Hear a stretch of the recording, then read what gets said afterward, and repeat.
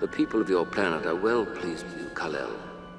You have served them faithfully, and they are grateful for it. And yet you've returned to reason with me once again.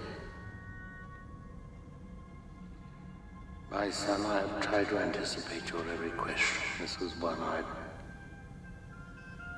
I'd hoped you would not ask.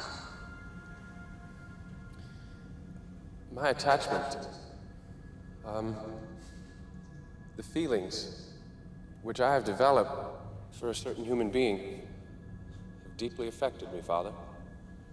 You cannot serve humanity by investing your time and emotion in one human being at the expense of the rest. The concepts are mutually exclusive. And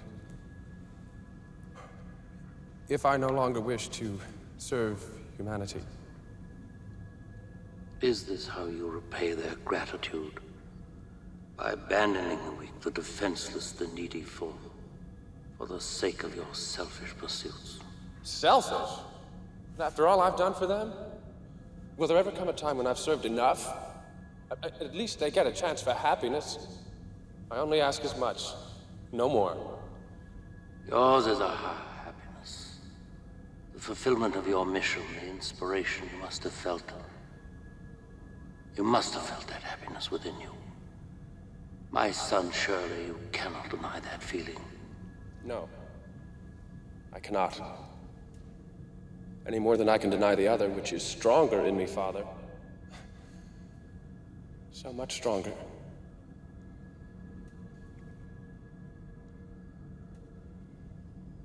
Is there no way then, Father? Must I finally be denied the one thing in life which I truly desire? If you will not be Kal-El, if you will live as one of them, love their kind as one of them, then it follows that you must become one of them.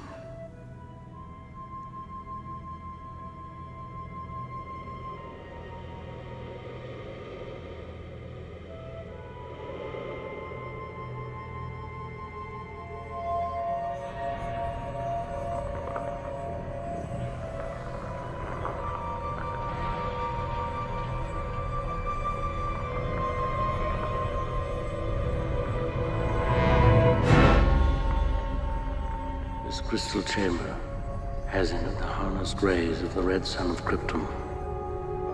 Once exposed to them, all your great powers on Earth will disappear.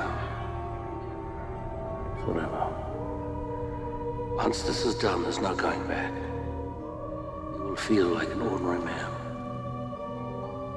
And you can be harmed like an ordinary man. Think, Kal-El.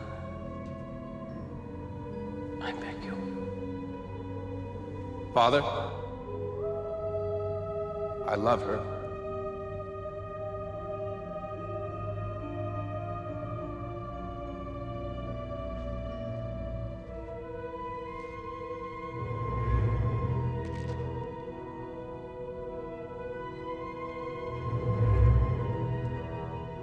Think, Kal-El.